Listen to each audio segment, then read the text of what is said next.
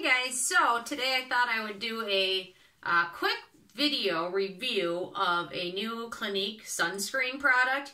It is their Superdefense City Block, which if you've tried their other product, the City Block, what do they call it? Super City Block. Really like this one. It works pretty decently, and when this one came out, it had a little bit higher SPF. This one has an SPF of 50. The prior version has an SPF of 40, and so I was a little bit excited because I'm like, well, that's a little bit better, and I'll take it, and it'll work well for the summer. And they call it a Daily Energy and Face Protector, and then on the package it discusses this energizing Go Anywhere Daily SPF Protector with antioxidants. Oh, even better.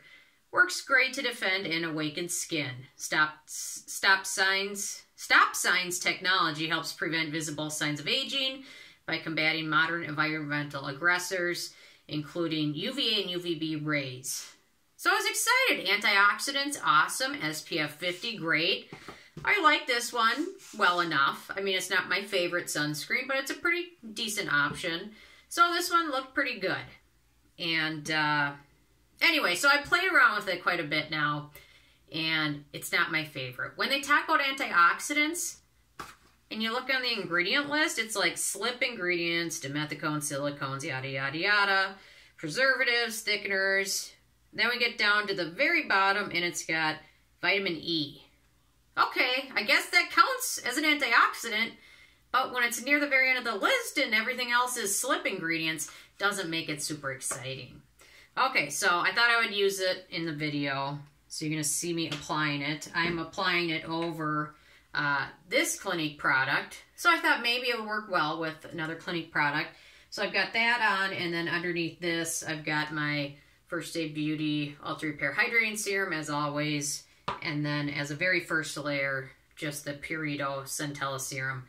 I've been doing more laser. I've got my little Illuminage laser that I've been using now. Starting up a new cycle of it. I took the winter off, and my skin gets really dry when I do it, and it's got like a low and a high pressure laser, and I can't get to the high. I've had it for like 2-3 years, and it just, the low hurts so much to the point where it's like, I don't know, but it really does work. So anyway, so this one, the new version, is a nice tint.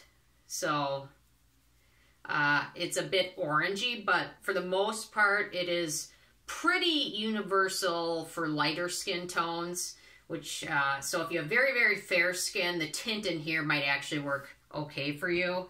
And once you smooth it in, the tint pretty much disappears. So I have a feeling those with deeper skin tones could probably get away with it, but I still recommend getting a sample. So the original version also had a tint to it.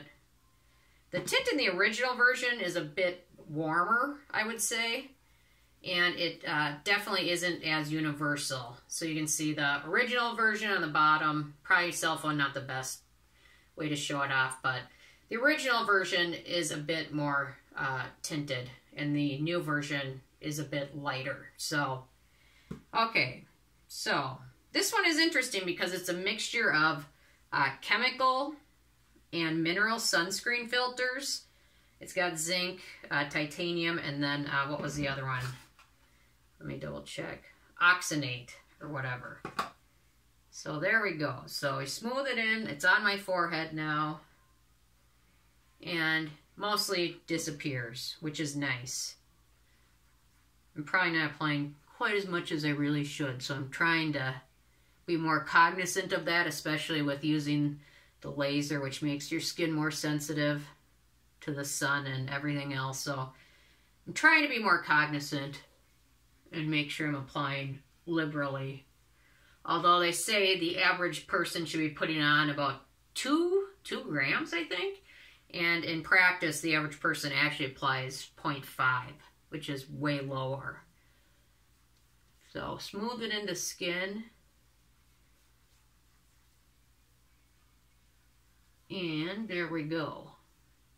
So it is a little thicker than the prior version, but once you smooth it into skin, it does a decent job. It does set to a I would say kind of a radiant glow finish, which is probably mostly because of the tint in there.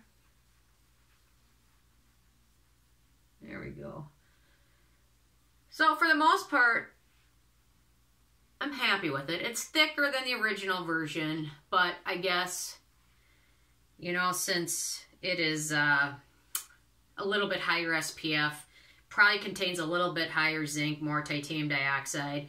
That's probably why it's a bit thicker. But to be honest, between the two, I really still like the original version better, although this one probably expires very soon. Interesting, there's no date on this. What could that possibly mean? Is there a date on this one? There is no date on either of them.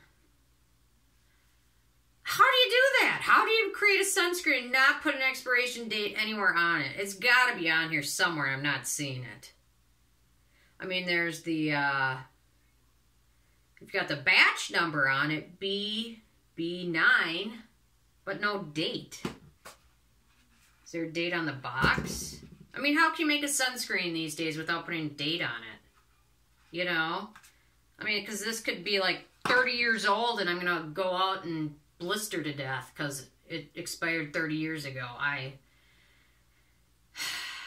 don't know. That's annoying. Let's see.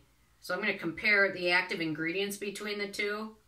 So the older version has oxonate at 7.5%. This one has oxonate at 5%. The older version has titanium dioxide 5.2%. The new version has titanium dioxide 3.2%. This one has 6% zinc oxide. The new version has 3.6%. So I was thinking that this is a higher SPF. This would have much higher active ingredients. And in fact, it's got lower active ingredients of every single one is much lower. I don't know. And no expiration date on them. My mind is blown, truly. I mean, I don't know how you make this without putting a date on it. It's ridiculous. I mean, this one could be 80 years old. I'm not even going to go there. So, anyway, so I applied it. Once it soaks in, kind of a radiant finish, I'm going to apply my foundation over it, which I do notice at times with this one can cause a bit of pilling if you use a matte foundation. I'm going to apply the Ilia Super Serum Tint Foundation over it because I find this becoming a favorite foundation of mine. Anyway, I'm still continuing to think. I'm going to have to do more investigating on all the ingredients because if you watch my review of Australian Gold tinted sunscreen, it really explained how, other than just the filters, how other ingredients really can affect the SPF rating, which is very interesting. So if you didn't watch that, be sure to check it out. Anyway, so this appears to apply pretty nicely over it, so no issues with that. Although my mind is still, I'm still annoyed about not having any expiration dates on it. I guess if you pick it up, you're going to want to write the date you bought it and keep that handy so you don't end up using it 10 years later and burn your face or scalp or whatever off. So, I don't know.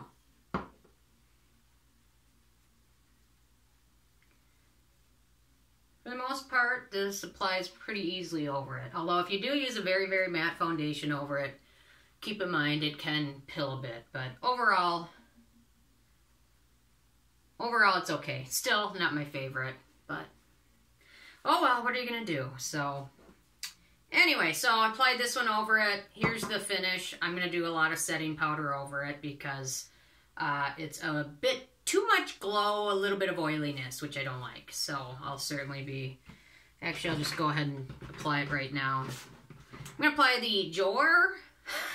Every time I say the name of this brand, it gets worse and worse. Starts out Jor, and then the next time is Jor, and then the next time is blah, blah, blah, blah. And this is the Set and Refresh Hydrating Setting Powder, which does a pretty good job. If you have dry skin, this is a great setting powder. I love it. But once I applied that, I'm pretty happy with how it looks. I could go out looking like this and not feel embarrassed. So, anyway, well, thank you guys for today's extra video, getting through sunscreen decade. Anyway, so those are my thoughts on this guy. I'm interested if you've had a chance to try it, or if you've tried this guy, or if you've tried them both, what your thoughts are on it. So leave a comment. I love hearing from you guys, and stay tuned for more tomorrow. Thank you guys.